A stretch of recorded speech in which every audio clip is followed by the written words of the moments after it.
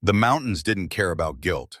That's what Garrett Thorne told himself as the Jeep climbed the switchback roads into the Appalachian Highlands where West Virginia bled into Kentucky and the trees grew thick enough to swallow sound.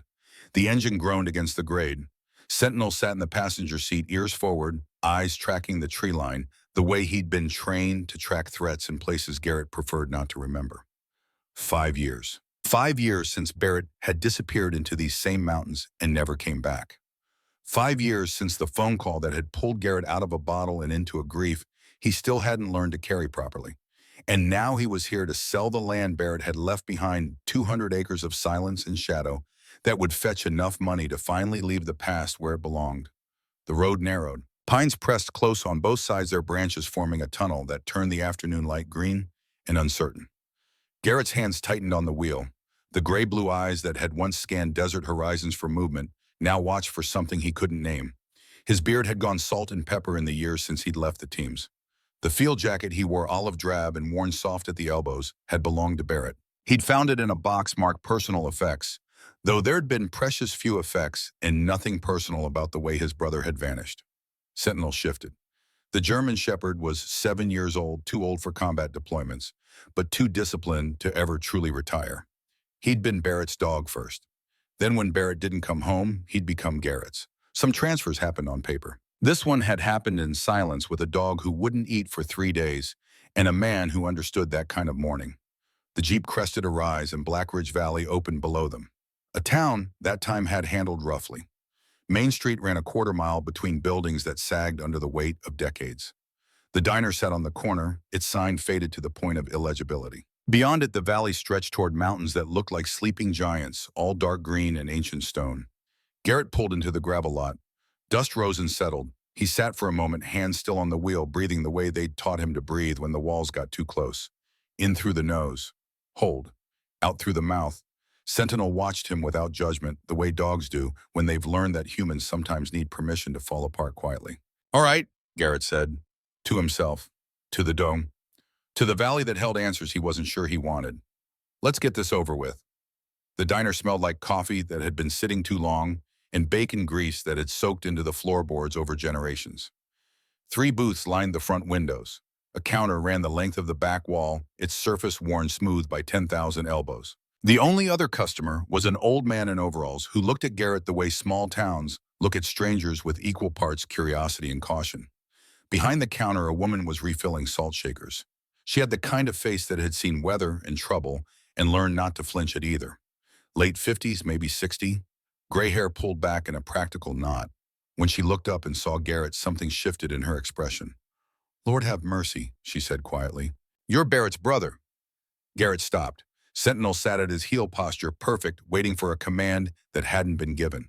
The woman set down the salt shaker and wiped her hands on her apron. "Marlowe Pratt," she said. "I run this place. Your brother used to come in here every week or so, always ordered the same thing. Black coffee, eggs over easy toast, dry." She paused. "I'm sorry for your loss." The words hung between them. Garrett had heard variations of that phrase more times than he could count. At the memorial service where the casket had been empty. At the VA hospital where he'd gone to get his head straight after Syria. From Delaney, his sister, during the last phone call before she'd stopped returning his messages. Sorry for your loss. As if loss were something concrete, something you could set down and walk away from. "Thank you," Garrett said, "because that's what you said." Marlowe gestured to a booth. "Sit. You look like you could use a meal that isn't from a gas station." He sat, Sentinel settled beneath the table out of the way, but present the way a good working dog knew how to disappear without leaving. Marlowe brought coffee without asking. It was hot and bitter and exactly what Garrett needed. "What brings you back?" Marlowe asked, leaning against the counter. Not prying. Just the kind of conversation that happened in places like this, where silence was rude and questions were how you showed you cared. "Selling the land," Garrett said. 200 acres up near Copperhead Ridge. Barrett left it to me. Don't have much use for it." Marlowe's expression flickered, something that might have been disappointment or maybe recognition. "He loved that land, used to talk about building a cabin up there, somewhere quiet." Garrett looked down at his coffee. Barrett had always been the one who wanted roots, who talked about the after, when the uniforms came off and life could be something other than deployments and debriefs. Garrett had never been able to picture it. The quiet scared him more than the noise ever had. He ever mention why, Garrett asked, why he cared so much about this place? Marlo was quiet for a moment. She glanced at the old man in the booth, who was studiously ignoring them in the way that meant he was listening to every word. Then she stepped back into the kitchen and returned with a plate. Scrambled eggs, bacon, toast. She set it in front of Garrett, then reached under the counter and pulled out a thick envelope, the kind made of heavy cardstock that didn't bend easily. He left this, Marlo said, 5 years ago, made me promise I'd only give it to you if he didn't come back. The envelope sat on the table between them. No name on the outside, no markings, just the weight of it solid and inevitable. Garrett's hand moved toward it, then stopped. Sentinel shifted under the table. His nose pressed against Garrett's leg, a small, steady pressure that said, "You're not alone in this." Garrett picked up the envelope. Inside, his fingers found metal first. A brass compass, old military issue, the kind that didn't need batteries or satellites. The face was scratched, but the needle still swung true. Beneath it, a slip of paper folded twice. And beneath that, a photograph. The photo showed Barrett younger, smiling in a way Garrett hadn't seen in years. He was standing in front of something large and metallic, though the angle didn't show what it was. 3 other people were in the frame. A man with white hair and a weathered face. A woman whose features suggested she might have indigenous heritage. And a younger man, maybe early 20s, who looked at the camera with the kind of intensity that came from believing in something. Garrett unfolded the paper. Barrett's handwriting. The same careful block letters he'd used to write letters home from deployments back when letters still mattered. The note said, "Trust Sentinel, he knows the way." Below that, GPS coordinates. Garrett looked at the compass, at the coordinates, at the dog sitting perfectly still beneath the table, as if he'd been waiting for this moment for 5 years. "Did he say anything else?" Garrett asked. His voice sounded distant, like it belonged to someone else. Marlo shook her head. "Just that if you came looking, I should give you that, and that you'd know what to do." The old man in the booth coughed. It was the kind of cough that was meant to be heard. When Garrett looked over, the man was staring at him with rheumy eyes that had gone hard. "You gonna go poking around up there?" the old man said, not a question. "You be careful. Copperhead Ridge ain't what it used to be. Things up there that don't want finding." Garrett waited for more, but the old man had apparently said his piece. He went back to his coffee, but his hands shook slightly as he lifted the cup. Under the table, Sentinel had gone still in a way that had nothing to do with obedience. It was the stillness that came before action. The kind of frozen attention Garrett had seen in a dozen countries right before everything went to hell. "What's up there?" Garrett asked Marlo. She was drying a glass that was already dry. "Old mining country. Copperhead closed down in the 80s. Most folks around here don't go up that way anymore. Bad luck, they say. Bad water." She set the glass down. "But Barrett, he was always hiking up there.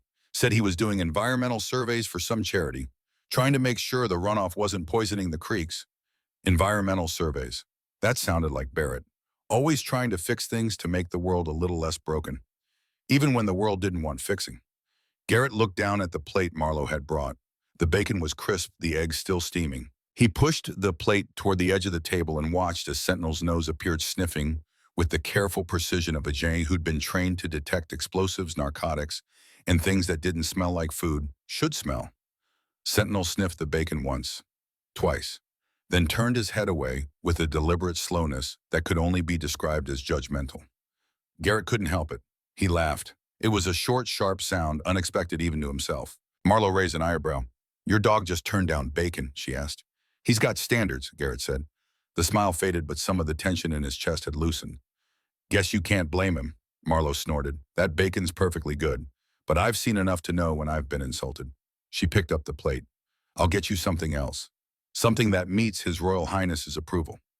As she walked away, Garrett looked down at Sentinel. The dog was sitting now perfectly upright, staring at the door with the kind of focus that made Garrett's instincts start whispering. He'd learned to trust those whispers. They'd kept him alive in places where trust was a luxury and instinct was currency. "What is it, boy?" Garrett asked quietly. Sentinel's ears swiveled. Forward, back, forward again, tracking something Garrett couldn't hear. Then the dog looked at him, and there was something in those dark eyes that Garrett had seen before. In Barrett's face the last time they'd spoken, a kind of certainty that bordered on sorrow. Garrett stood. He left $20 on the table, more than enough to cover a meal he hadn't eaten. Marlo called something from the kitchen, but he was already moving the envelope clutched in one hand, Sentinel at his heel. Outside, the afternoon had turned golden, the kind of light that made everything look like a memory. Garrett walked to the Jeep but didn't get in. Instead, he opened this door and pulled out a topographical map of the area he'd bought at a gas station 3 hours ago. He spread it across the hood and compared it to the coordinates Barrett had left. Copperhead Ridge, 6 miles northeast up a fire road that looked like it might not exist anymore. The map showed terrain that got rough, fast elevation changes that would test the Jeep's suspension and Garrett's patience. He looked at Sentinel. The dog was staring up the valley toward the mountains with the same unwavering focus. Not just attention, recognition. "You've been there before," Garrett said. Not a question. Sentinel's tail moved once. A single controlled wag that was more confirmation than enthusiasm. Garrett folded the map. The compass felt heavy in his pocket, pulling him towards something he couldn't see yet, but could feel in the way the air had changed, the way the mountains seemed to lean in and listen. He'd come here to sell the land and leave, to finally close the door on a brother who'd chosen secrets over family, who'd disappeared into these hills and left nothing but questions and a dog who wouldn't forget. But standing there in the fading light with the weight of Barrett's last message in his hand and Sentinel's certainty pulling him forward, Garrett understood that some doors don't close just because you want them to. Some doors you have to walk through. "All right," he said quietly. To the dawn, to himself, to the ghost of his brother that lived in these mountains. "Let's see what you wanted me to find." The fire road was worse than the map suggested. What had once been gravel was now a suggestion of a path overgrown with weeds and rutted deep enough to test the Jeep's clearance. Garrett drove slowly, one hand on the wheel, the other resting on the doorframe as the vehicle pitched and rolled over terrain that had been reclaimed by the forest. Sentinel sat in the passenger seat, utterly still. His eyes tracked the tree line with methodical precision. Left, right, back to center. The way he'd been trained to scan for threats in environments where threats wore civilian clothes and carried cell phones instead of rifles. The GPS coordinates led them deeper into terrain that looked like it hadn't seen human presence in years. Pine and oak pressed close their canopies so thick the sunlight came through in shattered fragments. The air smelled different here. Not just trees and earth, but something metallic underneath. Something that made the back of Garrett's throat taste like copper. 3 miles in the road ended. Not gradually but abruptly, as if someone had decided this was far enough and nature had agreed. Garrett killed the engine. The silence that rushed in was absolute. No birds, no insects. Just the tick of the cooling engine and the whisper of wind through branches that seemed reluctant to move. He checked the GPS unit mounted to the dash. The coordinates were still another 2 miles northeast, straight up a slope that would require boots and determination. Garrett gathered his gear with the automatic efficiency of someone who'd done this too many times. Water, first aid kit, knife. The small emergency beacon he carried everywhere, a habit from too many operations where extraction had been theoretical. Sentinel was already at the door, waiting with the infinite patience of a mom who understood that humans needed time to prepare for things dogs instinctively knew. They moved into the forest together. Garrett in front, picking his way through undergrowth that grabbed at his boots. Sentinel ranging slightly ahead and to the left, checking the ground with his nose, reading a story written in scent that Garrett would never be able to translate fully. The climb was steep. Garrett's legs burned with the familiar ache of elevation, his lungs working harder in the thin mountain air. Sweat soaked through the flannel shirt under his field jacket, but he didn't slow down. Barrett had wanted him to come here, had left coordinates and a compass and a dog who remembered. That meant something. Even if Garrett didn't know what yet. They'd been climbing for 40 minutes when Sentinel stopped. Not gradually, but in the space between one step and the next. The dog's entire body went rigid, ears forward, tail level with his spine. The posture Garrett had seen in a dozen countries, always seconds before contact. Garrett froze. His hand dropped instinctively to his pocket, fingers brushing the folding knife he carried more from habit than expectation. He scanned the forest ahead, looking for movement, for shapes that didn't belong, for the telltale signs of human presence. Nothing moved. The forest was still holding its breath. "What is it, boy?" Garrett whispered. Sentinel didn't look at him. The dog's gaze was locked on something ahead and slightly upslope through a break in the trees where the afternoon light cut through in a single shaft of gold. Garrett moved forward slowly. 1 step. 2. The forest opened into a small clearing where the trees had been pushed aside by something too large to be denied. And there, listing to one side like a ship run aground, was the fuselage of an aircraft. Garrett stopped breathing.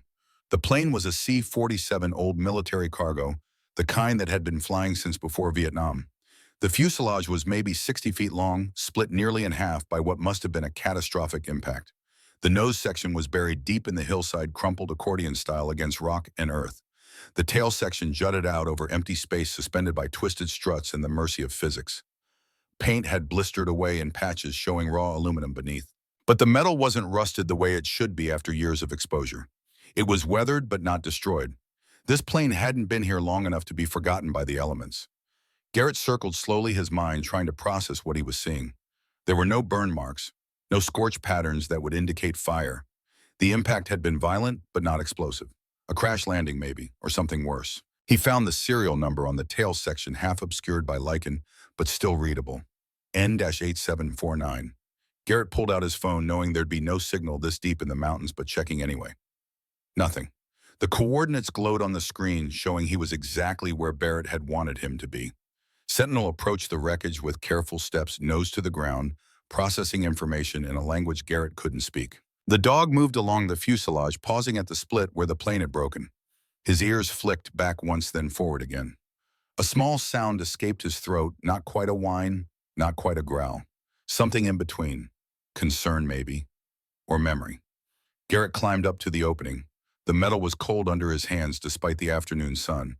Inside, the cargo bay had been transformed by time and impact into something that looked more like a cave than an aircraft. Straps hung loose from the walls. Cargo netting lay in tangled piles. But there were other things, too. Things that suggested someone had been here alive after the crash. Food cans stacked neatly against one bulkhead.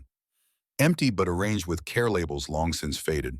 A fire scar on the metal floor, ash ground thin and spread by years of wind coming through the torn fuselage. Safety belts cut cleanly rather than torn, the edges still sharp where a blade had done its work. And on one wall, barely visible in the dim light, a handprint. Pressed into what might have been oil or grease, the kind of mark left by someone bracing themselves, trying to stand when standing was all that mattered. Garrett moved deeper into the wreck. His boots crunched on debris that had become indistinguishable from the forest floor. Leaves, branches, things that had been metal and were now rust. But beneath a torn panel hidden in shadow, something reflected the light from his phone's screen. A lockbox. Steel compact edges reinforced. The surface was dented from impact but unbroken. And stamped across the top in military stencil, Protocol Sentinel, B-Thorn. Garrett's hands shook as he pulled the box free. It was heavier than it looked, dense with whatever secrets Barrett had locked inside. The latch was secured with a combination lock, 4 numbers that could be anything. He tried the obvious ones first. Barrett's birthday, their mother's birthday, the date they'd both shipped out for their first deployments. Nothing. The lock stayed closed, stubborn and certain. Then Sentinel was there, pushing his way past Garrett's legs with the insistence of a dog who had something to say and no words to say it with. The German Shepherd sat directly in front of the lockbox, staring at it with an intensity that bordered on accusation.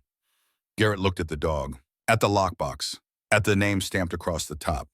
Protocol Sentinel, not a random name, a deliberate choice. He tried the combination again, this time using numbers that had nothing to do with dates and everything to do with military designations. Sentinel's tag number, the digits Barrett had written in the margins of a letter 5 years ago when he told Garrett the dog was being transferred. The lock clicked open. Inside, the contents had been packed with the kind of precision that came from knowing they needed to survive. 12 magnetic tape reels, each one labeled A1 through A12 in Barrett's careful handwriting.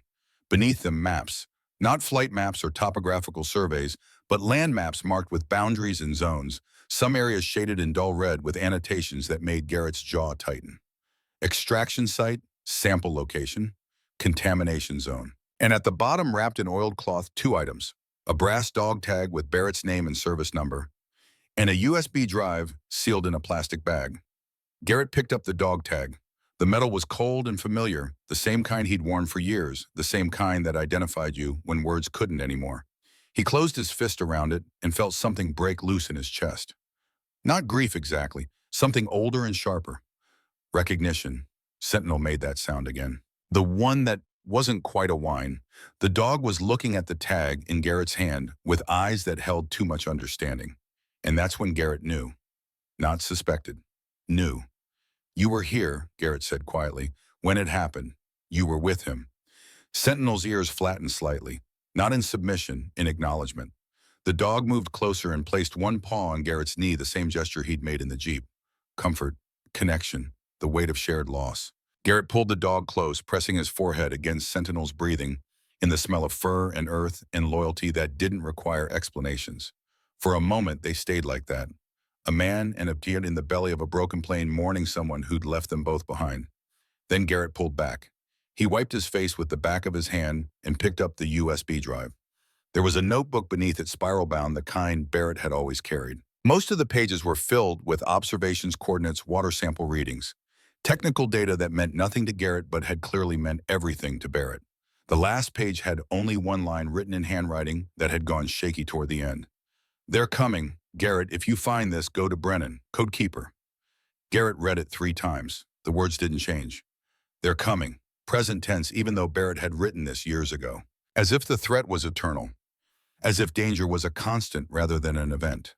He gathered everything back into the lockbox except for the dog tag, which he slipped into his pocket next to the compass. The weight of both items settled against his chest, a reminder and a promise. Outside, the light had changed. Evening was coming on fast the way it did in the mountains, shadows pooling in the valleys and climbing the slopes like rising water. Garrett stood at the edge of the clearing, looking at the wreckage one last time. This wasn't an accident. The pieces fit together too deliberately. Barrett had flown into these mountains on purpose. Had crashed or landed or been forced down. Had survived long enough to hide this box, to leave coordinates, to trust that someday Garrett would come looking. And someone had known about it. They're coming. Not they came.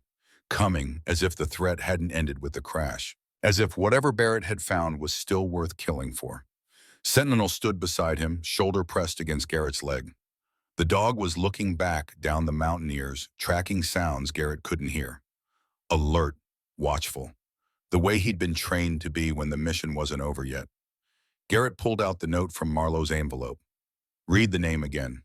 Brennan, the code keeper. He didn't know who Brennan was. Didn't know what the code meant. But Barrett had left breadcrumbs, and Garrett had spent enough years following intelligence leads to know that breadcrumbs only worked if you followed them before someone else swept them away. "Come on," Garrett said, to the dog, to himself, to the decision he was making without fully understanding why. "We need to find Brennan." They descended as darkness closed in around them. Garrett used his phone's light sparingly, letting his eyes adjust to the dimness, trusting Sentinel to warn him if something ahead required attention. The forest had come alive with night sounds, small rustlings in the undergrowth, the distant call of an owl, the whisper of wind through branches that now seemed less reluctant to move. By the time they reached the jeep, full dark had settled over the mountains. Garrett loaded the lockbox into the back, covering it with a tarp more from habit than necessity. Nobody was out here. Nobody except whoever Barrett had been running from 5 years ago. He sat in the driver's seat but didn't start the engine. Sentinel had climbed into the passenger seat and was watching him with patient expectation, waiting for the human to figure out what the dog already knew. That this wasn't over. That it had barely begun. Garrett pulled out the brass tag and held it up to the dome light. Barrett's name, his service number. The raised letters caught the light and threw small shadows. On the back, worn, almost smooth but still legible, was an inscription. Not official, something Barrett had added himself. Some truths refused to stay buried. Garrett closed his fist around the tag and felt the edges bite into his palm. His brother had come to these mountains looking for truth, had found something worth dying for. And now Garrett was holding the evidence, sitting in a jeep in the middle of nowhere, with a dog who wouldn't let him walk away. He could still leave, could drive back down to the valley, meet with the real estate agent, tomorrow sign the papers, and take the money and never come back. That had been the plan. That had been what he'd told himself he wanted. But plans change when you found your brother's last message hidden in a plane that shouldn't exist. When you held evidence of something that made powerful people nervous enough to kill. When a dog looked at you with eyes that said, "You already know what you have to do." Garrett started the engine, but instead of heading back down the mountain, he pulled out his phone and opened the search function. The name Brennan didn't mean anything to him, but Barrett wouldn't have left it without reason. He typed Brennan, Blackridge Valley, West Virginia. The search took forever on the weak signal, the loading circles spinning and mocking patience. Then results populated. Most were irrelevant. A lawyer in Charleston, a dentist in Huntington. But one entry buried 3 pages deep caught his attention. Dr. Hollis Brennan, retired geologist, former USGS researcher, last known address in the Blackridge area. Garrett clicked through to an old news article from 15 years ago. Brennan had testified before a state environmental committee about contamination in former mining areas. The article showed a photo of a man with white hair and a weathered face standing in front of what looked like a mine entrance. The same face from the photograph Barrett had left in the envelope. Garrett zoomed in on the image. Behind Brennan, partially visible, was what looked like a young Barrett. Same build, same way of standing, like he was ready for something. The photo was dated 6 years ago, a year before Barrett disappeared. So Barrett had known Brennan, had worked with him, and whatever they'd been investigating had gotten Barrett killed and Brennan silent. Garrett put the Jeep in gear and started the long drive back to town. Sentinel sat perfectly still beside him, eyes reflecting the dashboard lights. The lockbox rattled softly in the back, full of secrets that had cost his brother everything.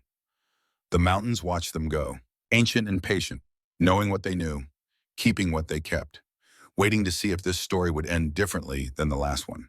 In Garrett's pocket, the brass tag and compass pressed against his chest with the weight of unfinished business. And for the first time in 5 years, he felt something other than guilt, something sharper and cleaner. Purpose. Barrett had trusted him with this, had left a trail only Garrett and Sentinel could follow. And whatever his brother had started, whatever truth he'd been chasing, Garrett was going to finish it. Even if it killed him, maybe especially then. The road unwound behind them, darkness and distance. And somewhere ahead, hidden in these mountains that refused to forget, was a man named Brennan, who had answers Garrett was going to find, no matter what it cost. Dawn came cold to the mountains. Garrett had spent the night in the Jeep parked on a fire road overlook where he could see anyone approaching from 3 directions. Old habits, the kind that kept you breathing when breathing was all that separated the living from the statistics. Sentinel had curled on the passenger seat nose to tail, but his ears had tracked every sound through the darkness. Neither of them had really slept. The address for Dr. Hollis Brennan led to a dirt road that split off from the main valley road, climbing toward the tree line where the pines grew sparse and stubborn. Garrett followed it for 2 miles until the forest opened into a clearing that held a cabin. Not the weekend retreat kind, the kind built by someone who understood that walls were only as good as the foundation beneath them and the man who defended them. Logs chinked with mortar that had been maintained through seasons. A stone chimney rose from one end, smoke already threading into the morning air. Solar panels angled on the roof, catching the early light. And on the porch, sitting in a chair that had been positioned to command a view of the approach, was a man with white hair and a rifle across his knees. Garrett stopped the Jeep 50 yards out. Visible, non-threatening. He kept his hands on the wheel where they could be seen and waited. Sentinel sat up, attentive but calm. The dog's ears swiveled forward, processing the situation with the mechanical precision of a trained operator. The man on the porch didn't move for a long moment. Then he stood, setting the rifle aside with deliberate care, and raised one hand. Not a wave. An acknowledgement. Permission to approach. Garrett drove forward slowly.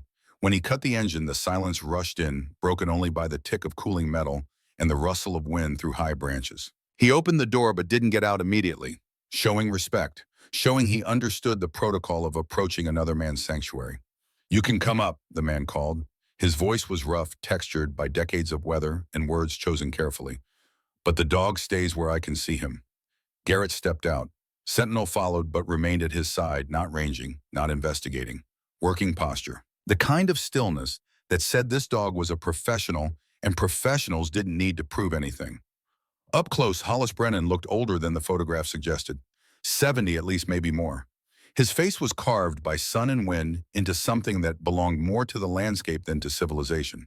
But his eyes were sharp gray as winter stone, and they tracked Garrett with the kind of attention that came from knowing what to look for. "You're Garrett Thorne," Brennan said, not a question. "Yes, sir."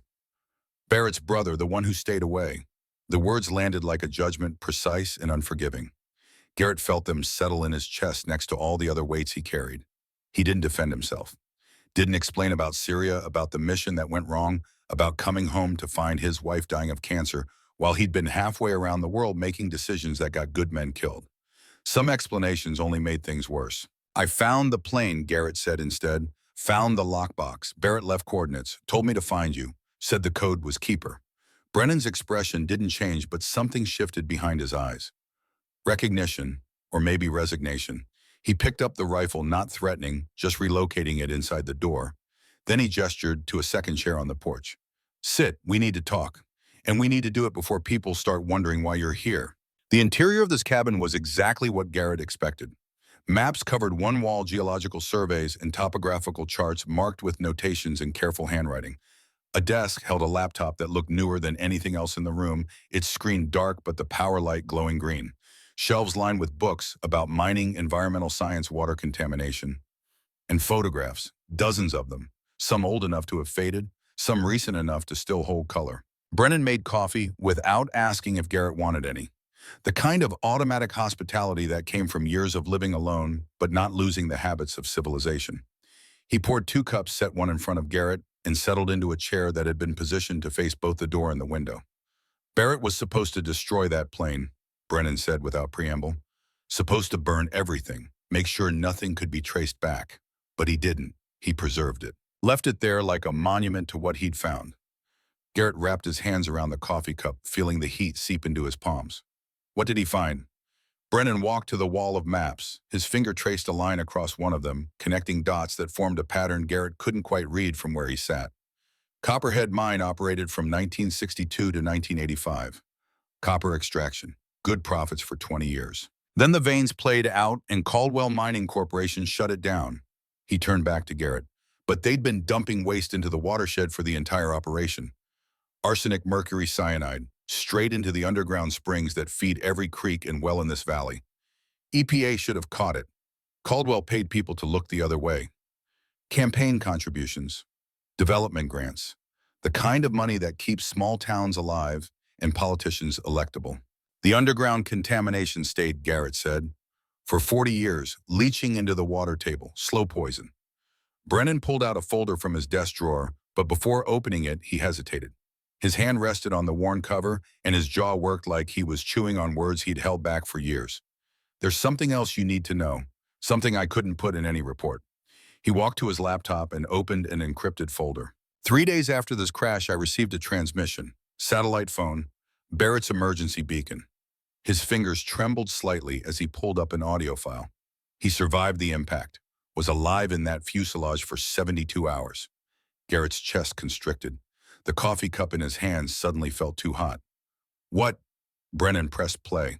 Static crackled through the speakers, then Barrett's voice emerged. Weak, hoarse, but unmistakable. Hollis, if you're hearing this, I didn't make it out. They found me. I can hear engines. 2 vehicles, maybe 3. I've hidden Protocol Sentinel where only Garrett can find it. The coordinates are encrypted in Sentinel's tag number. Tell him I'm sorry I didn't trust him sooner. Tell him the dog knows everything. The dog remembers. A pause, labored breathing. Then Barrett's voice again fainter. I should have called him back. After Iris died, should have. Doesn't matter now. Finish it, Hollis. Make sure someone finishes it. The recording cut to silence, then sounds of movement outside the plane. Shouting. Male voices barking orders. The metallic scrape of someone climbing into the fuselage. Barrett's sharp intake of breath. A single gunshot, startlingly loud. Then nothing but static. Garrett's hands had gone numb. The coffee cup tilted, spilling dark liquid across the table. He didn't move to catch it. You've had this for 5 years. I had to wait. Brennan's voice was rough. Until I knew who to trust. Until you were ready. If I'd sent this to you back then when you were... He didn't finish. Didn't need to. They both knew what Garrett had been like 5 years ago. Drunk more days than sober. One bad decision away from eating his service weapon. Your brother didn't die in the crash, Brennan said quietly. He was executed. And whoever did it has been watching. Waiting to see if anyone would come looking. The weight of it settled like the air pressure before a storm. Barrett had been alive. Hurt alone, but alive. And Garrett had been drinking himself into oblivion 3 states away, telling himself there was nothing he could have done. Telling himself that some people were just unlucky, that accidents happened. But this wasn't an accident. Sentinel moved closer, pressing his full weight against Garrett's leg. The dog had heard Barrett's voice on that recording and hadn't reacted with excitement or confusion. Just recognition. And the kind of grief that animals carry in silence because they have no other way to carry it. We finished this, Garrett said. His voice sounded like gravel sliding down a mountainside. We finished what he started. Yes, Brennan agreed. He opened the folder, now spreading photographs across the table. Not of landscapes or buildings, of people, children with twisted limbs, adults wasted by cancers that had eaten them from the inside, graves marked with dates that clustered around certain years, certain areas, certain water sources. Barrett figured it out in 2014. Brennan continued falling into the rhythm of briefing of presenting intelligence. He was doing charity work, building wells for families whose old ones had run dry. Started noticing patterns. Too many people sick. Too many children with developmental issues. Too many graves in the cemetery that shouldn't be there yet. Garrett thought about the maps in the lockbox. The zones marked in red. Sample sites. Contamination areas. His brother, who'd survived combat zones and covert operations brought down by trying to help people dig clean wells. You started investigating together, Garrett said. I'd worked for USGS, had the background to understand what we were seeing. Barrett had the military discipline to document everything properly. We spent 4 years collecting evidence, water samples from 15 different sites, medical records, death certificates, birth defect rates. Brennan tapped one of the photographs. A little girl, maybe 6, with eyes that looked too old for her face. This is Emma Carver, bone cancer, died at age 8. Her family drank well water from a spring fed by Copperhead drainage for 3 generations. Caldwell knew, Garrett said quietly. They knew the whole time. Had their own studies in the 70s that showed the contamination. Buried them. When Barrett and I started asking questions, they tried buying us off. Offered Barrett money to walk away. Offered me a consulting position. Brennan's smile was bitter. When we refused, they got creative. Started with pressure, permits delayed, research grants denied. Then it escalated. Barrett's truck was run off the road, blamed on a drunk driver who was never found. Someone broke into my cabin and stole 6 months of documentation. And then, the plane. They sabotaged it, made it look like mechanical failure. But Barrett was a better pilot than they gave him credit for. Managed to crash land instead of going straight in. Survived long enough to hide everything that mattered. Brennan closed the folder. He sent me one final message with coordinates. Told me to wait. That if he didn't make it, someone would come looking eventually. I just had to make sure I stayed alive long enough to hand it off. 5 years, Garrett said. You waited 5 years. I wasn't sure you'd come at all. Barrett said you'd cut yourself off, that you blamed yourself for things that weren't your fault and were running from ghosts. Brennan's eyes were steady. He also said if anyone could finish what he started, it would be you, because once you stopped running, you didn't know how to quit. Garrett looked down at the photographs spread across the table. Children, parents, grandparents, people who'd trusted that water from the ground was safe because it had always been safe, who died slowly, confused their bodies, betraying them in ways that seemed random until you mapped it, until you saw the pattern. I'm not sure he was right about that, Garrett said. You're here, aren't you? Before Garrett could answer, Sentinel moved. The dog had been lying by the door, seemingly relaxed, but now he was on his feet. Ears rigid, body angled towards something outside. A low sound came from his throat. Not aggression, warning, the kind that meant identify yourself or I identify you the hard way. Brennan and Garrett were both moving before the sound finished. Old reflexes, the kind that never fully retired. Brennan to the window. Garrett to the door, hand on the frame, body angled to see without being seen. A black SUV was climbing the dirt road toward the cabin. Expensive, the kind with leather seats and climate control and enough horsepower to pretend it belonged on terrain designed for trucks that leaked oil and ran on stubbornness. It stopped at the edge of the clearing, engine running, windows tinted dark enough to hide whoever was inside. Caldwell, Brennan said quietly. Victor Caldwell, CEO of Caldwell Energy Solutions. The company that bought out Caldwell Mining Corporation and rebranded it as something clean and forward-thinking. The driver's door opened. A man stepped out, mid-50s, hair going silver at the temples, wearing outdoor gear that looked like it had been purchased specifically for this trip. Expensive jacket, designer hiking boots that had maybe seen 2 hikes total. He moved with the confidence of someone who'd never been told no in any way that mattered. Behind him, 4 more men emerged. These didn't pretend to be outdoorsmen. Tactical pants, boots that showed actual wear. Security, the kind that came with territory when you had money and enemies and the wisdom to know the difference. Mr. Thorne, Caldwell called out. His voice was pleasant, educated, the kind that negotiated contracts and convinced shareholders. My name is Victor Caldwell. I was hoping we could talk. Garrett stepped onto the porch. Sentinel moved with him, taking position slightly forward and to the left. Protective without being aggressive. Professional.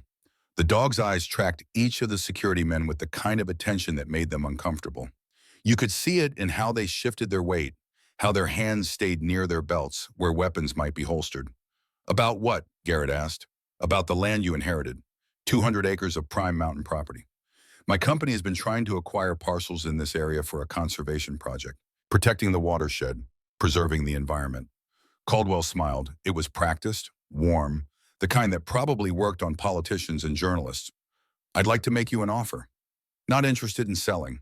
You haven't heard the offer yet. Caldwell pulled a folder from his jacket, real estate prospectus, glossy photos of land that looked like paradise, numbers that looked like winning lottery tickets. $8 million, that's well above market value. Enough to set you up comfortably anywhere you'd like to go. Montana, Wyoming, somewhere you could actually enjoy the peace and quiet you're looking for. 8 million. Garrett let the number sit in the air between them. It was more money than he'd see in 3 lifetimes, more than enough to disappear properly, to buy land somewhere the ghost couldn't follow, to finally outrun the things that woke him at 3 in the morning with the taste of sand and blood in his mouth. What happens to the land after I sell? Garrett asked. Conservation easement, protected status. We make sure nothing disturbs the natural watershed. You mean you make sure nobody tests the water? Caldwell's smile thinned but stayed in place, like paint over rust. I understand your brother filled your head with theories before he died. But Mr. Thorne, we've spent $300 million on environmental remediation in this valley. We've done everything the EPA required and more. This area is clean. Then you won't mind if I take some water samples. The smile disappeared. Not all at once, just enough to show the harder thing underneath. The CEO who'd made difficult decisions and learned to live with them. That would be unwise and unnecessary. We have certified studies from independent laboratories. Independent laboratories you paid for. One of the security men shifted. His hand moved slightly toward his belt. Sentinel's growl was immediate and unmistakable. Low, vibrating through his chest, the sound of a weapon making itself known. The man froze. His hand stopped moving. His eyes widened slightly as he reassessed the threat level of the dog he'd probably dismissed as a pet. Caldwell held up a hand. Gentlemen, let's keep this civil. He looked at Garrett with an expression that might have been genuine regret. I'm trying to do the right thing here. For you, for this community. Your brother, God rest him, meant well. But he didn't understand the complexity of environmental management, the balance between economic development and ecological protection. Sometimes the greater good requires difficult choices, like dumping poison into drinking water, like ensuring that families in this valley don't lose their livelihoods over trace elements that pose negligible risk. Caldwell's voice had gone harder, still polite, but the courtesy was wearing thin. Mr. Thorne, you're a military man. You understand strategic thinking, acceptable losses to achieve the larger objective, the needs of the many versus the needs of the few. I understand that you're standing on my land, Garrett said quietly, and I'm asking you to leave. For a moment, nobody moved. The security men looked at Caldwell. Caldwell looked at Garrett. And between them, Sentinel stood perfectly still, radiating the kind of controlled violence that made everyone present understand that if things got physical, the dog would be the first to move and the last one standing. This doesn't have to be adversarial, Caldwell said finally. I'm offering you a way out, a generous way out. But if you insist on making this difficult, he paused, choosing his words with visible care. Your brother's plane, for instance. That wreckage contains materials that could contaminate the soil. We have legal authority to reclaim hazardous crash sites. We'll need to remove it and anything inside it. You're welcome to try. Caldwell studied him for a long moment. Then he nodded to his men and turned back toward the SUV. But at the vehicle's door, he stopped, looked back. Think about the offer, Mr. Thorne. It won't stay on the table forever. And accidents happen in these mountains, even to careful men with well-trained dogs. They drove away. Dust rose behind the vehicle like smoke from a departing fire. Garrett watched until they disappeared down the fire road, then looked at Brennan. He's going to come back. With more men, Brennan agreed, and not interested in talking next time. How long do we have? To do what? To finish what Barrett started. Brennan smiled. It was the first real expression Garrett had seen on the old man's face. You sound like your brother. He asked me the same thing, right before he got on that plane. The smile faded. We have 15 sites we need to sample. Proof that the contamination is active and ongoing. Once we have that, we can go to federal EPA. Force a real investigation, one Caldwell can't buy his way out of. How long? 3 days, if we push hard, if nothing stops us. Garrett looked at Sentinel. The dog was sitting now, attention focused back on him, waiting for orders. Waiting for the decision only a human could make. To stay or to run? To finish or to quit? In his pocket, Barrett's dog tag pressed against his chest. He pulled it out, reading the inscription one more time. Some truths refused to stay buried. We start now, Garrett said. The first site was a spring that bubbled up from limestone rock 3 miles south of Brennan's cabin. They reached it by following game trails that Brennan navigated from memory, his boots finding purchase on terrain that would have defeated someone younger and less familiar with these mountains. Garrett followed, carrying the testing equipment Brennan had spent years accumulating. Sentinel ranged ahead, checking the path, his nose reading stories, written in scent, that humans would never fully translate. The spring looked pure. Water so clear you could see every stone on the bottom, every flash of movement that might have been a small fish, or just the play of light through liquid. It looked like something from a tourism brochure. The kind of place you'd kneel and cup your hands and drink deep, trusting that anything this beautiful had to be safe. Brennan knelt beside it with the reverence of someone approaching an altar, or a grave. He filled collection bottles with careful precision, labeled them with permanent marker, then ran field tests that involved strips of treated paper and electronic meters that beeped softly in the mountain quiet. Arsenic, Brennan said after a moment. His voice was flat, professional, the tone of someone who'd learned to deliver bad news without letting it break them. 42 parts per million. Safe limit is 0.01. 4,000 times over. This spring feeds Willow Creek. Willow Creek feeds the reservoir that supplies drinking water to 300 homes. Brennan sealed the samples with hands that had gone steady through practice. And this is one of the cleaner sites. They moved to the second location. Then the third. Each one told the same story. Water that looked innocent. Water that sparkled in the sunlight and probably tasted sweet and cold. Water that would kill you slowly, one cup at a time, one generation at a time. Garrett documented everything with his phone camera. GPS coordinates, test results, photographs of springs that looked like paradise and measured like poison. At the fourth site, Sentinel stopped. Not the alert posture from before. Something different. The dog's nose worked the air in short, sharp bursts. Then he moved to a fallen log, moss-covered and rotting, and began pawing at the bark with careful precision. Deliberate. Intentional. What's he doing? Brennan asked. I don't know. But Garrett's pulse had kicked up. He recognized that behavior. Sentinel searching for something specific, something he'd been trained to find. Garrett approached carefully. Sentinel had exposed something beneath the rotted wood, a piece of fabric. Faded orange, the kind of high-visibility material used in safety equipment, field research vests, the kind Barrett had worn in every photo from his last years. Garrett pulled it free. The vest was weathered but intact. The name tag was still attached, plastic cracked but legible. Barrett Thorne, and on the back, small and precise holes that hadn't come from wear or age or branches.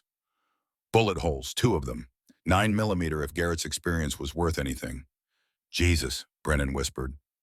Garrett turned the vest over in his hands, his fingers tracing the holes. Barrett had been here, at this site, collecting samples documenting contamination, and they'd caught up with him. He'd run. Made it to the plane. Tried to fly out. Almost made it. Sentinel sat down and looked at Garrett with those dark eyes that held too much knowledge for an animal. This was where it had happened. Not at the plane. Here. The execution had started here. Garrett folded the vest carefully and tucked it into his pack. Evidence. Proof of murder, not accident.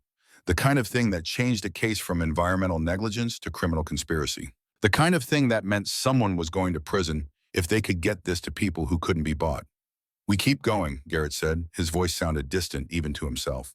They worked through the afternoon, pushing from site to site with mechanical efficiency. Sentinel led them to places Brennan had mapped, but never reached locations that the dog remembered, with the kind of certainty that came from repetition and training and walking these paths enough times that they'd become permanent routes in his mind.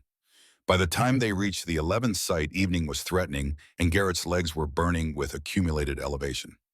His shoulders ached from carrying equipment.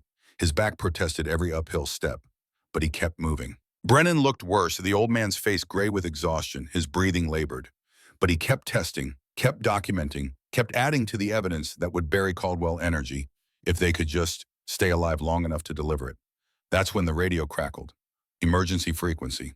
The kind Garrett had monitored in a dozen countries, the sound that meant someone somewhere was in trouble and time was critical. He'd been monitoring it since they'd started. Old habit from operations where intel came from, whoever was broadcasting, friendly or otherwise. All units, we have a missing child. 9-year-old boy last seen near Old Copperhead Mine restricted area. Family reports he was hiking with his father wandered off approximately 4 hours ago. Weather turning, temperature dropping. We need all available SAR personnel. Brennan and Garrett looked at each other. The mine was 2 miles east, wrong direction from where they needed to go. They had 4 more sites to sample, maybe 12 hours of work remaining. Caldwell would be organizing his response. Time was critical. Evidence was time-sensitive. "We have to keep going," Brennan said. And the way he said it, Garrett knew the old man hated every word. "I know how that sounds. I know what it makes us. But if we don't finish this, if Caldwell gets to the sites first and cleans them or covers them, then Barrett died for nothing. Emma Carver died for nothing. All of them for nothing." "My brother would have gone," Garrett interrupted. "Your brother got himself killed trying to save people." Yeah, Garrett was already repacking the equipment, moving with the speed of someone who'd made a decision and wouldn't be argued out of it. He did, and I spent 5 years telling myself that was his mistake. That caring too much, risking too much, that's what got him killed. But you know what? I'd rather die like Barrett than live like I've been living. And Sentinel was on his feet before Garrett gave the command. The dog understood emergencies the way humans understood breathing. Essential. Automatic. Required. Garrett pulled out his map, marked their current location, then traced the route to the old mine. "I'll go. You keep working. Sample what you can reach on foot. I'll find the kid and catch up." "That mine is unstable, been closed 40 years. The timber supports are rotted. The shafts flood. People die in there, Garrett." "Then I better move fast." He looked at Brennan, really looked at him. The old man who'd spent 5 years waiting, who'd carried Barrett's secrets like a disease he couldn't cure, who trusted that someday someone would come looking. "Thank you for waiting, for trusting that I'd show up eventually." "Don't thank me yet," Brennan said. "Just come back and bring that boy with you." Garrett started east at a pace that would have been punishing on flat ground and was borderline suicidal on mountain terrain. But Sentinel set the speed and the dog knew what mattered. They covered the 2 miles in 30 minutes, arriving at the mine entrance as search and rescue teams were still organizing in the parking area below. Radios squawking, people shouting, the organized chaos of emergency response. The mine gaped in the hillside like a mouth that had forgotten how to close. Timber supports sagged under decades of pressure. Warning signs had faded to the point of illegibility, their messages about danger and death reduced to ghosts of words. But there were fresh footprints in the dirt. Small, a child's shoe size, leading into darkness. Garrett didn't wait for permission or coordination or someone to tell him the smart play. He pulled a headlamp from his pack, checked that his phone was secure, and moved into the tunnel. Sentinel went first, nose down, following a scent trail that was 4 hours old, but still readable to a dog with his training and experience. The tunnel descended at a steep angle. Water dripped from overhead, each drop echoing in the confined space like a countdown. The air tasted like metal and age and things that had been buried for good reason. Garrett's light swept across walls that showed pick marks from mining that had stopped when his father was still young. When this valley was alive with industry instead of slowly dying from the poison that industry left behind, they'd penetrated maybe 300 yards when Sentinel froze. That absolute stillness that meant danger. Threat, something fundamentally wrong with the world. Garrett stopped, listened, and heard it. A voice, faint, scared, young, calling for help from somewhere below, not ahead, below. The main tunnel had collapsed ahead, blocking the path with tons of rock and timber that would take a crew days to clear. But there was a side shaft, narrow, angling down at 45 degrees. The voice was coming from there, and Garrett understood immediately. The boy had gone exploring, had fallen through rotted boards into a lower level, was trapped in flooding that was slowly rising. Garrett looked at Sentinel. "Stay here. If I'm not back in 30 minutes, bark until someone comes. Understand?" The dog didn't want to obey. You could see it in every line of his body, the tension, the resistance. But discipline held. Sentinel sat, waited, trusted in a way that made Garrett's chest tight. The side shaft was claustrophobic. Garrett had to remove his pack and push it ahead of him, crawling forward on his belly through space barely wider than his shoulders. Rock scraped his jacket, his elbows, the back of his head when he forgot to stay low enough. The voice got louder, younger, a child's terror-given sound because sound was all he had left. The shaft opened into a vertical drop. Garrett's light swept down, 20 feet, maybe more, and at the bottom, sitting in water that reflected his light with an oily green sheen that meant chemicals and contamination, was a boy. 9 years old, blonde hair plastered to his head, blue eyes wide with fear in the beginning of shock. His leg was bent wrong, broken, and the water was rising, inch by inch, patient as death. "Hey, buddy," Garrett called down, keeping his voice calm, matter of fact. "The way you talk to wounded soldiers who needed to believe everything was going to be fine. I'm Garrett. I'm coming to get you." "It hurts," the boy said. His voice shook, teeth chattering, hypothermia setting in. "My leg hurts real bad." "I know it does. That means it's working. Means the nerves are still good. We're going to fix it. But first I need to know your name." "Wyatt." "Okay, Wyatt, that's a strong name. You a strong kid." The boy nodded, trying to be brave, trying to hold it together because a stranger asked him to. "Good. I need you to be strong for me a little longer." "Can you do that?" Another nod. Garrett pulled rope from his pack.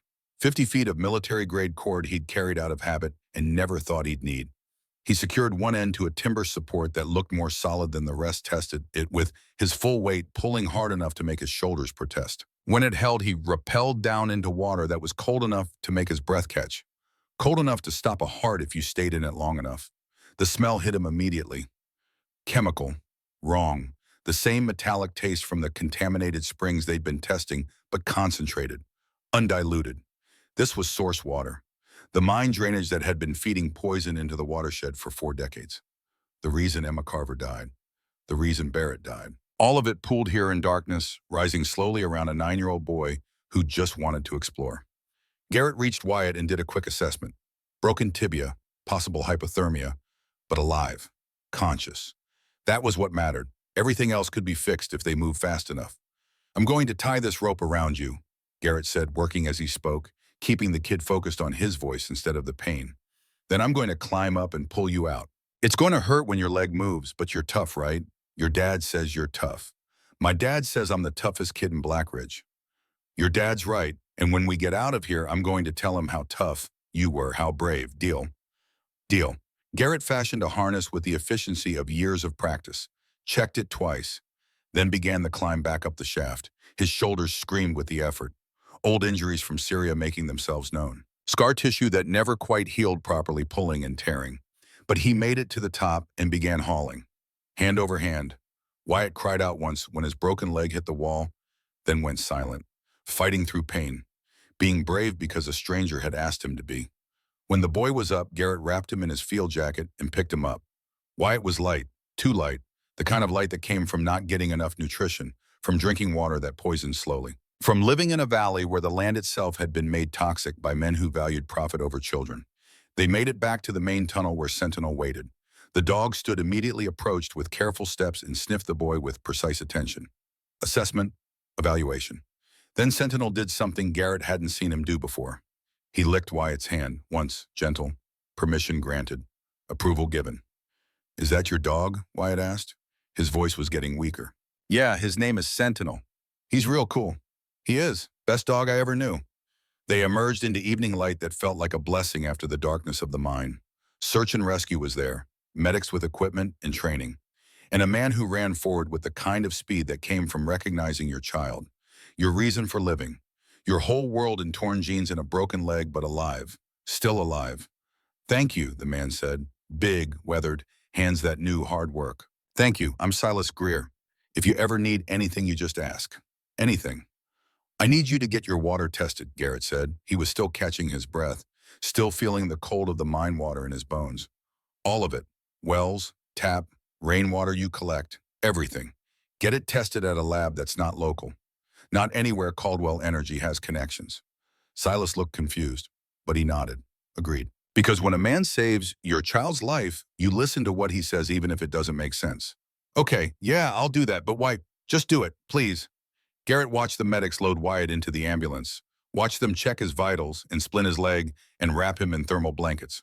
Watched Silas climb in beside his son, holding the boy's hand like he'd never let go again. Then Garrett turned back toward the forest, toward the work that wasn't finished. Toward the site still waiting, Sentinel fell into step beside him, and as they walked back into the darkening woods, Garrett felt something shift in his chest. Not healing, not forgiveness, but purpose. The kind that justified the wait. The kind that made the nightmares worthwhile. Barrett had saved kids like Wyatt, had spent years trying to protect people who didn't even know they needed protecting, and someone had killed him for it. Shot him in the back and left him to die in a plane crash staged to look accidental. Garrett was going to make sure that death counted for something. They found Brennan at Site 12 running tests by flashlight. The old man looked up when Garrett approached, and the question was clear in his eyes. The kid, alive, broken leg, he'll be okay. Good. Brennan sealed another sample. 3 more sites. We can finish by dawn if we push through the night. Garrett checked his phone. No signal this deep in the mountains, but the battery was at 60%. Enough. Let's finish it. They worked through the darkness, Site 13, Site 14, each one worse than the last. Water that glowed faintly in the flashlight beam. Sediment that left residue on everything it touched. Numbers that climbed higher with each test until Brennan stopped calling them out, just wrote them down in silence. That felt like a prayer for the dead. The 15th site was in a cave system that required climbing. Technical, dangerous. Brennan couldn't make it, his age finally becoming a limitation that willpower couldn't overcome. I'll go, Garrett said. It's unstable. These limestone formations collapse without warning. There was a partial collapse last spring. Could go again any time. Then I'll be fast. He was inside the cave, working his way toward the underground stream Brennan had mapped, when Sentinel started barking from outside. Not the controlled alert bark. This was alarm. Warning, the kind that said run if you value your life. Thunder cracked overhead. Not a storm. Lightning, the kind that turned the sky white and made the ground shake with electromagnetic discharge. Garrett looked up and saw the ceiling beginning to move. Hairline cracks spreading. Stone groaning under pressure it had held for millennia and was done holding now. He ran, grabbed his pack, but the main passage was already collapsing, massive chunks of limestone crashing down, sealing the exit. Dust filled the air, choking, blinding. Garrett dropped to his knees, feeling along the wall for any opening, any way out that didn't involve being buried alive under a mountain. His hand closed on something metal, small, rectangular, embedded in a crack in the cave wall where it had been hidden deliberately, waiting for someone who needed it. A remote trigger. Military issue. The kind used for emergency beacons and controlled demolitions. And taped to it, protected by waterproof plastic, a note in Barrett's careful handwriting. If you're reading this, you followed Sentinel. Good.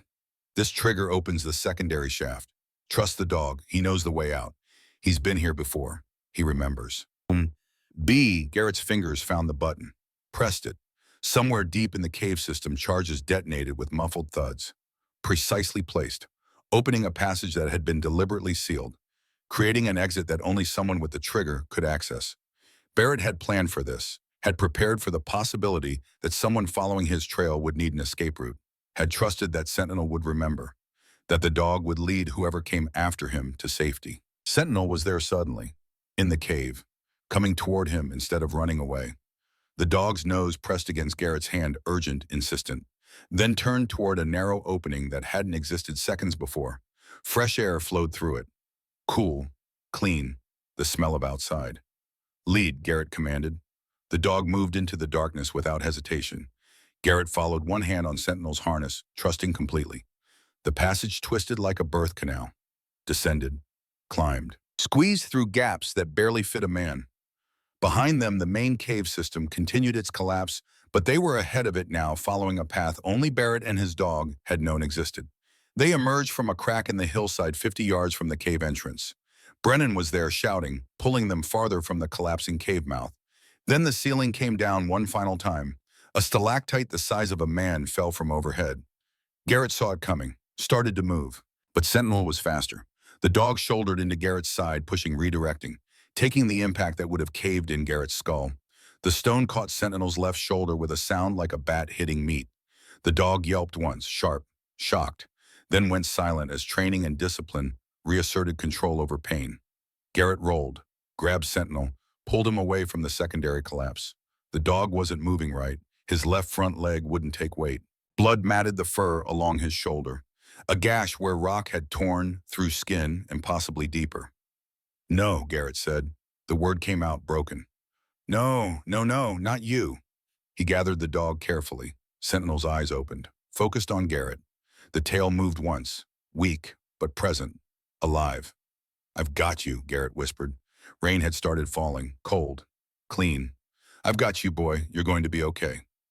Brennan was there with the first aid kit, pressure bandage, clotting agent, working with the calm efficiency of someone who'd done field medicine before. The blood slowed, stopped. Sentinel's breathing steadied. The dog's eyes never left Garrett's face. "Vet," Brennan said. "Blackridge, 20 miles. We need to move now." They moved, Garrett carrying Sentinel despite the dog's weight, despite his own exhaustion, despite everything.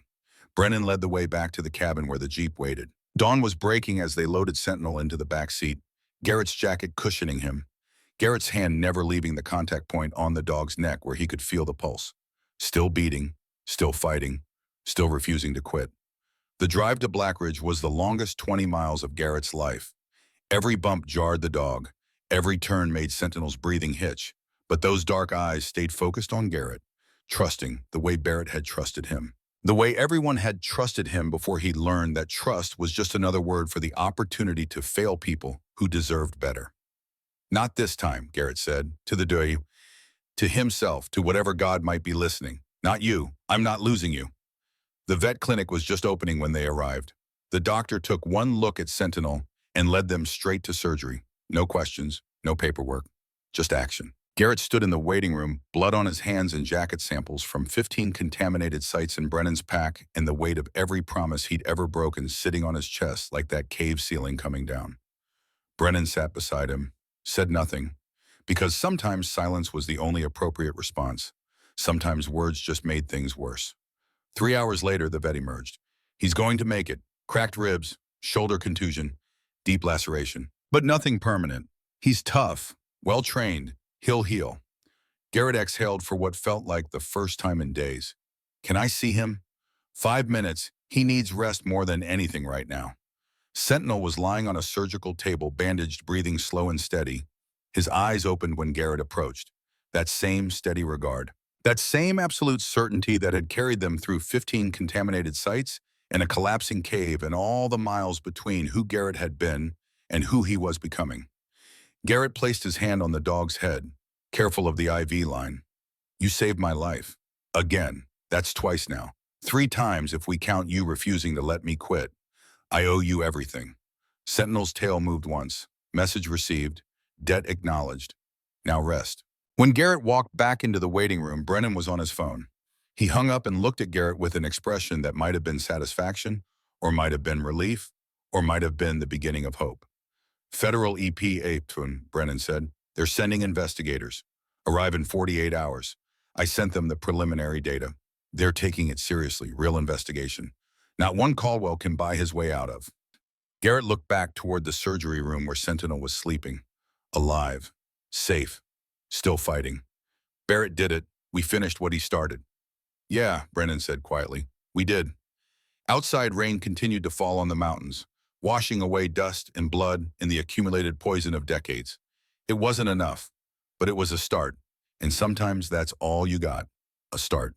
And the courage to see it through to the end. And a dog who wouldn't let you quit, even when quitting was the easier choice. Garrett sat back down, closed his eyes, and for the first time in 5 years, felt something close to peace. Not because the work was done, but because he'd finally stopped running long enough to stand for something that mattered. The mission wasn't over. It was just beginning. But this time he wasn't facing it alone. 48 hours turned into a countdown that measured itself in heartbeats and the slow tick of the wall clock in Dr. Brennan's cabin. Sentinel was recovering at the vet clinic, stubbornly insisting on standing every few hours despite the bandages and the pain medication that should have kept him drowsy. Garrett visited twice a day, sitting on the floor beside the recovery kennel, speaking in the low voice he'd once used to brief teams before operations went live. The dog listened with ears that swiveled to track every word, and if animals could understand intent without understanding language, Sentinel understood perfectly. They were going to finish this, together. The federal investigators arrived on a Wednesday morning when the mountain fog still clung to the valleys like smoke from old fires. 2 of them, Special Agent Rebecca Torres from EPA Criminal Investigation Division and Dr. Marcus Chen, environmental scientist with credentials that covered 2 pages. They drove a government sedan that looked out of place on roads designed for trucks and prayer. Brennan met them at his cabin with a kind of formal courtesy that masked deep suspicion. Garrett stood slightly behind, watching how they moved, how they looked at the evidence spread across Brennan's table. 15 sample bottles. Lab results printed on paper that Brennan had hand-carried from a testing facility 3 counties over. photographs of the contamination sites, and Barrett's vest with its neat punctures that told a story no accident report could explain. Agent Torres was early 40s, compact and efficient in the way that came from federal training and years of not taking anyone's word for anything. She picked up the vest and examined it with gloved hands, her face showing nothing but professional assessment. "These are bullet holes," she said. "Statement, not question." 9 millimeter, Garrett replied. 2 shots, close range. He was running when they hit him. "You're sure this belonged to your brother?" Garrett pointed to the name tag. "Barrett Thorne, Navy SEAL, died 5 years ago in what was ruled an accidental plane crash. Except his dog led me to this vest 3 miles from the crash site. And the plane itself contains evidence that he survived the impact and lived long enough to hide documentation of what he'd found." Dr. Chen was examining the water samples with the intense focus of someone who'd spent his career translating numbers into consequences. He ran portable tests, comparing results against the documentation Brennan had prepared. His expression grew progressively grimmer. "These readings," Chen said, finally looking up at Brennan, "some of these are off the chart. Site 7, the spring near Willow Creek. Arsenic at 48 parts per million. That's not contamination. That's a toxic waste repository pretending to be groundwater. And it feeds the drinking supply for 300 homes," Brennan said. Agent Torres set down the vest. "Walk me through the timeline, everything, from the beginning." So they did. Brennan explained how Barrett had first noticed the patterns in 2014. Cancer clusters, birth defects, deaths that happened too young and too often. How they'd spent 4 years documenting, testing, building a case that couldn't be dismissed. How Caldwell Mining Corporation had become Caldwell Energy Solutions through a series of shell companies and strategic bankruptcies that protected assets while abandoning liability. Garrett described finding the plane, the lockbox, the maps and recordings that Barrett had preserved like a message in a bottle, trusting that eventually someone would read it. He pulled out his phone and showed them the photographs of the crash site, the interior of the fuselage, the equipment that had been used to collect evidence, even as Barrett's time ran out. "Victor Caldwell came to see me," Garrett said, "offered $8 million for the land, told me accidents happen in these mountains. That wasn't a negotiation, it was a threat." The Torres made notes with a precision that suggested every word would become part of an official record. "Did he specifically threaten you?" "He implied it, the way people with lawyers imply things. But one of his security team defected. Former Marine named Thaddeus Mercer, said his father died from the contamination. Said he'd testify if we needed him." "We'll need him," Torres said, "and we'll need access to that plane, everything in it. If what you're telling me is accurate, this isn't just environmental negligence. This is conspiracy to commit murder, obstruction of justice, and ongoing criminal endangerment of public health." Chen was already on his phone calling for additional teams, forensic specialists, hazmat crews, the kind of response that came when federal agencies decided to stop asking politely and start demanding answers. Outside, the sound of vehicles approaching made everyone look up. Not the sedan. Multiple trucks, heavy diesel engines that announced their presence long before they appeared through the trees. Garrett moved to the window. 4 vehicles, black, corporate logos on the doors, Caldwell Energy Solutions, and in the lead truck visible through the windshield, Victor Caldwell himself. "He's early," Brennan said quietly. "He's desperate," Torres replied. She was already on her radio calling for backup that would take 30 minutes to arrive from the nearest state police barracks. 30 minutes they might not have. Garrett checked his phone. No signal. Brennan's cabin was in a dead zone, which had probably been one of the reasons he'd chosen it. Privacy was protection until it became isolation. The truck stopped in a semicircle around the cabin. 12 men got out, all wearing Caldwell security uniforms, all moving with the coordinated efficiency of people who'd been briefed on a mission and understood their roles. Caldwell stepped out last, and this time there was no pretense of friendliness. His face was set in the kind of hard expression that came from making difficult decisions and learning to sleep despite them. "Federal agents," Torres called through the open door, "you're trespassing on an active investigation site. Leave now or face obstruction charges." Caldwell stopped 20 feet from the porch. "Special Agent Torres, Dr. Chen. I apologize for the interruption, but there's been a misunderstanding. The materials in question belong to Caldwell Energy under federal environmental remediation contracts. We're here to secure them per our legal obligations. You have no authority here. I have a court order." Caldwell held up a folder, signed by Judge Harlan Moss this morning, authorizing immediate seizure of all materials related to former Caldwell Mining Corporation sites pending litigation review. Tora's expression didn't change, but Garrett saw her hand move to her service weapon. Not drawing, just ready. That order has no jurisdiction over a federal criminal investigation. Your investigation was opened 45 minutes ago based on unverified allegations. Our remediation contract has been in place for 8 years. Caldwell's voice remained calm, reasonable. The tone of someone explaining simple facts to people who were being deliberately obtuse. I understand the optics look bad, but we've spent $300 million cleaning up legacy contamination from operations that predated modern environmental regulations. If there are still issues, we'll address them through proper channels, with proper oversight. By burying the evidence, Garrett said from the doorway. Caldwell's eyes shifted to him. Mr. Thorne, I truly am sorry about your brother. He was passionate, committed, but passion without perspective leads to tragedy. Barrett couldn't accept that sometimes you have to balance competing interests, environmental purity versus economic reality, individual cases versus community survival. He couldn't accept poisoning children. Neither can I. And for a moment, Caldwell's mask slipped. Not much, just enough to show the exhaustion underneath, the weight of carrying something that had gotten too heavy. My son died 8 years ago. Ethan, he was 22, leukemia that came out of nowhere and killed him in 6 months. The doctors never found a cause. Just bad luck, they said. Random mutation. He paused. Last year I found out he'd been drinking well water from a house we owned near Copperhead Ridge, where he'd gone to get away from the city, to find some peace. The silence that followed felt like gravity increasing. Garrett understood immediately. Caldwell hadn't been covering up the contamination despite knowing it existed. He'd been covering it up while not knowing. And now he did know, and that knowledge was eating him alive. So you have a choice, Garrett said quietly. You can keep protecting the lie, keep paying off judges and buying silence, or you can let it end. If I let it end, 3,000 people lose their jobs. Caldwell Energy is the largest employer in 5 counties. We go down, this entire region becomes another Appalachian ghost story. Abandoned houses, broken families, the kind of poverty that kills slower than cancer, but just as certainly. Caldwell's voice had gone rough. So yes, I'm choosing economic survival over perfect environmental justice. Because someone has to make the hard calls. Someone has to decide what we can live with. Your son couldn't live with it, Garrett said. Caldwell flinched. It was small, but visible. No, he couldn't. One of the security men shifted. Not Thaddeus. A different one. Younger. And his hand wasn't near his belt anymore. It was on his weapon. Drawing. The kind of movement that came from nerves and poor judgment and situations spiraling out of control.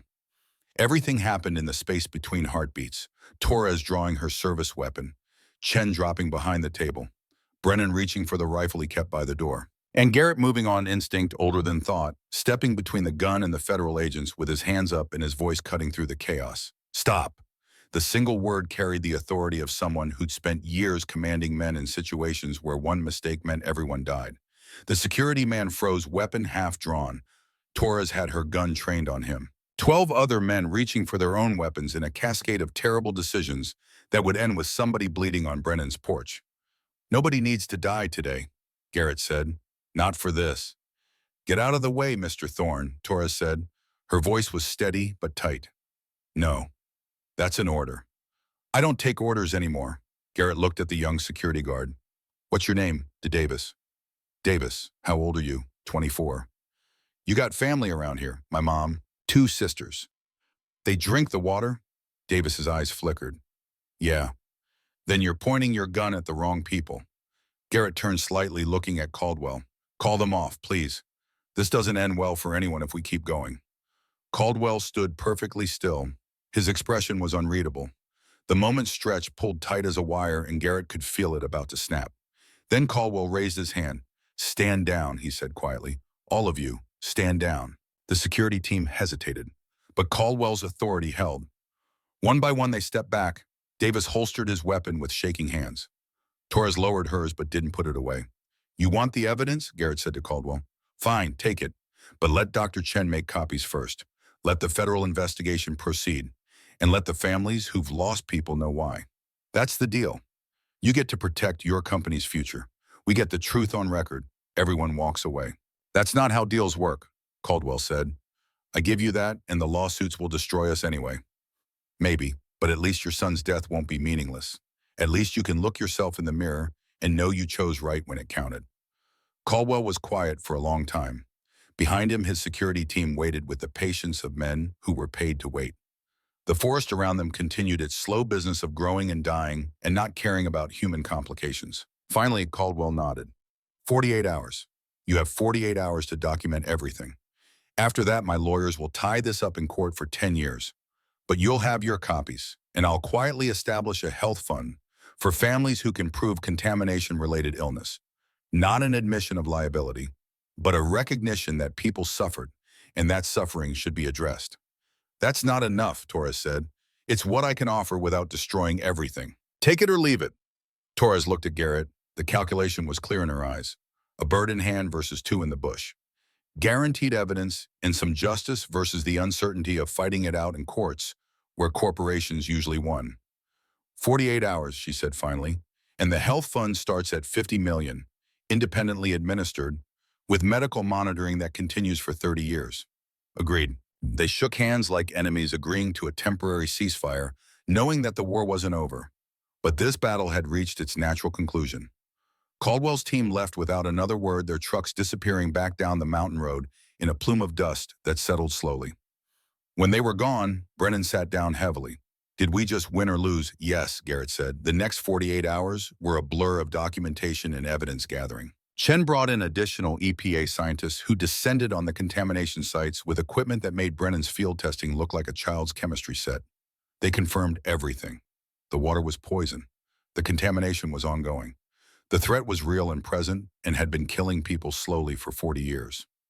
Torres coordinated with the FBI to open a formal investigation into Barrett's death. The plane was photographed, documented, and eventually airlifted out on a helicopter that had to make 3 trips to carry all the evidence.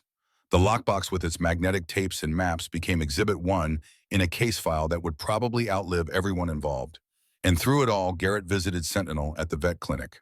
The dog was walking now, slowly bandaged, but stubborn. On the second day when Garrett arrived, Sentinel was sitting by the kennel door with a look that clearly communicated he was done being hospitalized and would be leaving now. Thank you very much. He's clear to go, the vet said. Keep the bandages dry, no running for 2 weeks, and he needs pain medication twice a day. Garrett loaded Sentinel into the Jeep's passenger seat with the kind of care usually reserved for explosives. The dog settled with a sigh that sounded like satisfaction. They drove back to Brennan's cabin together, and for the first time in 5 years, Garrett felt something close to peace. 6 months passed like water finding its level. The EPA investigation resulted in criminal charges against 3 Caldwell Energy executives, though Victor Caldwell himself avoided prosecution through legal maneuvering that Torres described as infuriating but inevitable. The company didn't go bankrupt, but it did enter a consent decree that required full remediation of all contamination sites under federal oversight. The health fund was established. Families started getting tested. Medical treatment began for those who needed it. It wasn't perfect, it didn't bring back the dead, but it was something. Thaddeus Mercer returned to Blackridge and started a nonprofit teaching search and rescue techniques to local volunteers. His testimony had been crucial in establishing the pattern of corporate knowledge and deliberate concealment. He told Garrett once over coffee in Marlowe's diner that his father would have been proud. Delaney showed up in month 4 driving a rental car and carrying a camera bag that looked like it weighed more than she did. Garrett's sister, 40 years old, dark hair starting to gray, eyes that looked like their mother's. They hadn't spoken in 5 years, not since the funeral for their father that Garrett had missed because he'd been in a VA hospital trying to remember how to sleep without seeing faces that weren't there anymore. She found him at Barrett's land where he'd started clearing space for a building. Not a cabin, something bigger. You're staying, she said. Not a question. Yeah. Good. She took pictures of the land. Of Sentinel, who'd recovered fully except for a slight limp when the weather turned cold. Of Garrett, who'd grown a fuller beard and looked less like someone being haunted and more like someone who'd made peace with his ghosts. I'm writing a book, Delaney said, about Barrett, about what he found, about what it cost him. I'll need your help. Okay. Just like that. Okay. You were right to be angry, Garrett said. I wasn't there for Barrett's memorial, for Dad's funeral, for you. I was too busy being broken to notice anyone else needed fixing. Delaney was quiet for a moment. Then she punched his arm, hard enough to make him wince. Yeah, you were an asshole. Don't do it again. I won't. They sat together on a fallen log, looking at the valley spread below them. The same valley Barrett had fought to protect. The same mountains that had witnessed everything and kept their own counsel. "What are you building?" Delaney asked. "The Barrett Thorne Environmental Justice Center. Place where people can come to get water tested, where scientists can study long-term contamination effects, where the story doesn't get forgotten just because the news cycle moves on." "That's good. Barrett would like that." "Yeah, I think he would." The building took another 3 months to construct. Local contractors donated labor. Materials came from suppliers who'd had family members affected by the contamination. It rose from the mountain soil like something that belonged there, wood and stone, and large windows that let in the light. The dedication ceremony was small.